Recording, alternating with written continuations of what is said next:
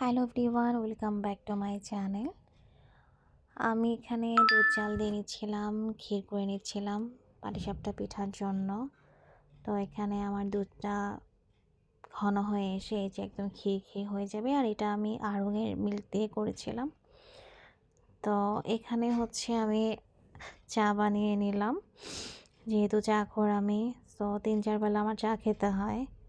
আর এখানে হচ্ছে একটু মশলা মাখায় নিচ্ছিলাম ফ্রাইড চিকেনের জন্য। বাসায় গেস্ট আসার ছিল। তো এখানে হচ্ছে চিকেনগুলোকে ম্যারিনেট করে আমি আগের দিন রেখে দিই, তাহলে মশলাটা খুব ভালো করে ঢুকে। আর এখানে হচ্ছে আমি জর্দা রান্না করে নিচ্ছিলাম, ঘি দিলাম, দেন গরম মশলা, দেন হচ্ছে মালটা, আর মালটার যে ছিলকাটা। তো আমি সব কিছু একবারে দিয়ে বসাই দিই, মানে ফোড়ন দিয়ে দেন ইয়ে করে একবারেই চুলাটা স্টার্ট করে দিই সব কিছু একসাথে মিক্সড করে। তো এখানে যখন চিনিটা ফুটে আসলো, চিনিটা পানি ছেড়ে দিল, তখন আমি এখানে সেদ্ধ করে পোলাও চালটা দিয়ে দিলাম। আর এখানে আমি আলু ফুড কালারটা ইউজ করেছি। আর এখানে হচ্ছে নামানোর 5-10 মিনিট আগে আমি জাস্ট বাদাম আর মোরব্বাটা দিয়ে, খুব বেশিক্ষণ রান্না করি না, ওই অবস্থাতেই নামাই নেই। এই যে আমার জর্দাটা হয়ে গিয়েছে। আর এখানে যেহেতু মেনু ঠিক করেছিলাম ফ্রাইড রাইস, সো এখানে হচ্ছে আমি একটু প্রন কারি করে নিয়েছি, ভেজিটেবল। আর এখানে ফ্রাইড রাইস আর ফ্রাইড চিকেনটা ভেজে নিচ্ছিলাম। গেস্ট চলে আসছে, আমার বোন, তার বোনের হাজব্যান্ড নিয়ে প্রথমবার এসছে। তো ওরা হচ্ছে আমার জন্য কিছু চিপস আর নতুন জামাই দই মিষ্টি নিয়ে আসছিল। তো খাবার পর হচ্ছে আমি ডেজার্টগুলা সার্ভ করে দিলাম। আমি হচ্ছে মালাই জর্দা করেছিলাম, আর ওরা হচ্ছে মিষ্টি নিয়ে এসেছিলো, দই নিয়ে এসেছিলো। দেন এখানে আমি আবার একটু শপিংয়ে যাই, কারণ আমাদের বাসার কিছু রুলস হচ্ছে, মানে প্রথমবার জামাই নিয়ে আসলে ওদেরকে কিছু গিফট দেয়া। তো ঝটপট কাজের, মানে ওদেরকে খাওয়া দাওয়া করে নিজেরা লাঞ্চ করে তারপর বের হয়ে যাই কিছু একটা কেনার জন্য।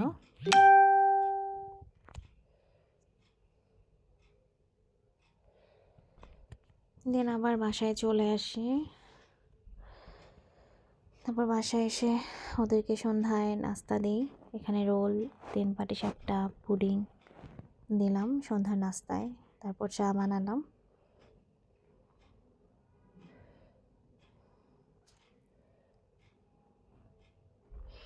আর চাই খাই, চা মাস্ট ম্যান্ডেটরি লাগবেই। আর এটা পরদিন সকালে যেহেতু পিঠা ছিল, আর নাস্তার খুব একটা ঝামেলা করি নাই, চা আর পিঠাই খেয়ে নিই আমরা। আর দুপুরবেলা হচ্ছে একটু সর্ষে ইলিশ রান্না করে নিচ্ছিলাম। আর সর্ষে ইলিশটা আমি এভাবেই করি, আমার মা হচ্ছে পাটায় বাটা সর্ষাটা আর একটু কালো জিরা ফোড়ন দিয়ে একসাথে সব মশলা আর কি, জাস্ট ইলিশ মাছে আমরা খুব একটা মশলা ইউজ করি না, ধনিয়া, জিরা, হলুদ, লবণ, কাঁচামরিচটা ইউজ করি, লাল মরিচটা আমরা ইউজ করি না। তো দিয়ে মশলাটা কষিয়ে দেন এখন মাছটা দিয়ে দিব। আর এইভাবে ইলিশ রান্না করে, সর্ষে ইলিশ রান্না করে খুবই মজা লাগে, মানে সর্ষের পরিমাণটা কম দিতে হয়, নয়তো সর্ষে দিয়ে পরে তেতো হয়ে যায়। তো এখানে মাছগুলোকে দিয়ে অল্প একটু পানি দিয়ে, খুব বেশিক্ষণ রান্না করব না।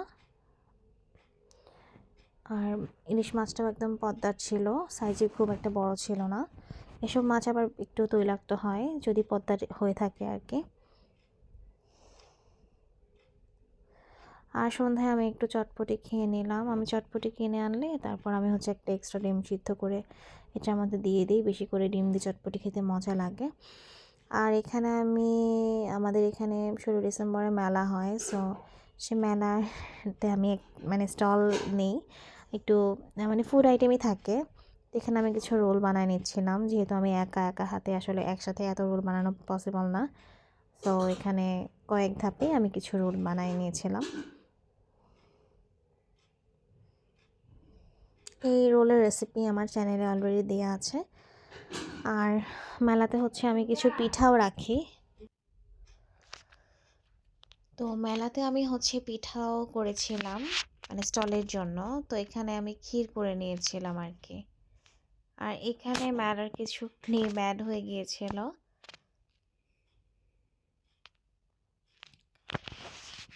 মেলায় স্প্রিং রোল ছিল, ব্রেড ক্রাম্ব রোল ছিল, পাটিসাপটা ছিল, ব্রাউনি ছিল। আর এখানে হচ্ছে আমি যে রোলগুলো বানিয়ে নিয়েছিলাম আর কি, 70 পিসের মতো বানাতে পেরেছিলাম। তো আমি আবার যমুনায় চলে আসছিলাম, একটা ব্যাগ কিনলাম ভোগ বাই প্রিন্স থেকে। দেন বাসায় চলে যাচ্ছিলাম। তারপর বাসায় এসে আমি পুডিং বানাই 2টা। আমি পুডিংয়ে যদি স্পেশালভাবে করতে চাই সেক্ষেত্রে চিনির পরিবর্তে আমি কনডেন্স মিল্কটা ইউজ করি, আর liquid milk and powder milk 2টাই ইউজ করি, এতে করে টেস্ট ভালো হয়। আর এখানে হচ্ছে আমি চিকেন পুলির জন্য চিকেনের পুর তৈরি করে নিচ্ছিলাম। চিকেনটাকে একটু সিদ্ধ করে তারপর এখানে গরম মশলা ফোড়ন দিয়ে, মানে লং, দারচিনি, এলাচ দিয়ে, আদা রসুন দিয়ে কষিয়ে দেন পেঁয়াজটাকে অ্যাড করে দিলাম। আর এখানে চিকেন পুলির সাথে একটু আলুও ইউজ করেছি, ভালোই লেগেছিল। আপনারা ওটা ট্রাই করে দেখতে পারেন। আমি চিকেনটাকে স্যান্ডউইচের চিকেনের মতো করে সিদ্ধ করে ছিঁড়ে ছিঁড়ে নিয়ে দেন এটার মধ্যে দিয়ে দিলাম। অনেকগুলো চিকেন ছিল আর এক অংশ আলু ছিল। তো দেন এটাকে একটা মানে ঝরঝরা পুর তৈরি করে নিয়েছিলাম।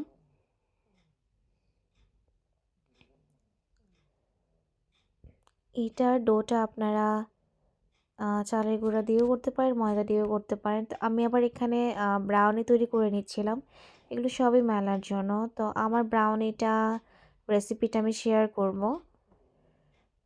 তো এখানে হচ্ছে চকলেটটাকে আমি গুলিয়ে নিচ্ছিলাম আর কি, ডাবল বয়েল করে। আর আমি একদম সিম্পলভাবে ব্রাউনিটা করি, উপরে খুব সুন্দর একটা ক্রাস্ট পড়ে, যেটা ব্রাউনির বৈশিষ্ট্য। তো আমি এটার ফুল রেসিপি আলাদা শেয়ার করব আমার চ্যানেলে।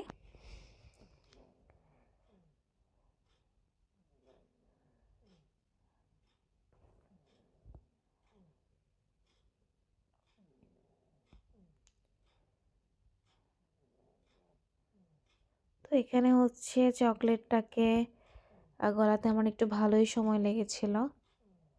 আর এখানে চকলেটটা যেন জমে না যায়, যেহেতু তখন উইন্টার ছিল, অলমোস্ট ভালোই ঠান্ডা ছিল। আর সব কিছু আসলে আমার একা হাতেই তৈরি করতে হয়। তো দেন এখানে আমি এটাকে হচ্ছে মোল্ডে দিয়ে দিলাম। এখন এটাকে ওভেনে দিয়ে দিব। উপরে কিছু চকলেট চিপসও অ্যাড করে দিলাম।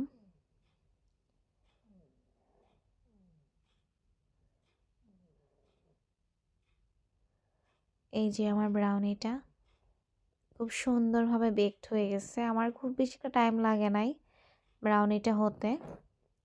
পরে খুব সুন্দর একটা ক্রাস্ট পড়ে।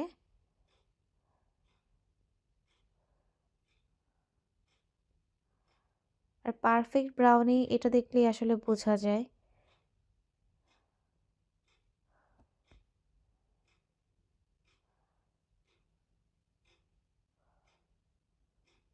আমার মোল্ডটা আসলে কত ইঞ্চি এটা আমি বলতে পারলাম না, বাট এখানে 16 পিস হয়েছে।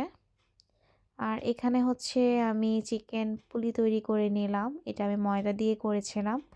আপনারা চাইলে চালের গুঁড়া দিয়েও করতে পারেন। তো আমি কাঁটা চামচ দিয়ে সাইডগুলো ডিজাইন করে নিয়েছিলাম, দেখতে ভালো লাগছিল।